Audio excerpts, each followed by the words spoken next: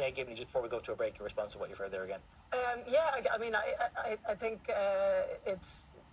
it's really regrettable that we're at this stage. I mean, Michael's talking about wasting time. It's the government who postponed a late return, who then postponed again, and they are the ones who have been the absolute architects of this farce that we've seen with the Schrödinger's deputies and all of that. They have been hung by their own petard by putting out exactly what they've said all along, is that they are government, not opposition. Don't often get quantum physics references on current affairs shows, as we said. It's only 23 minutes past 10, already that level. Very quickly.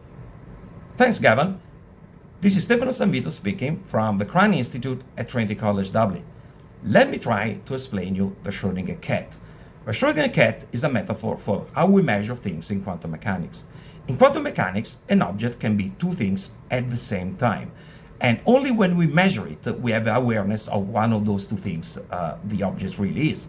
So, if you have a cat inside a box, the cat can be either dead or alive, and only when you open the box you're going to find out whether the cat is alive or dead. Now, if you extend this metaphor to the present problem that we have in the Dáil, what you can argue that TDs can be both at the opposition and the government at the same time. And only when you measure, so only when you listen to them speaking, you're going to find out whether they are at the opposition of the government. But there is a twist.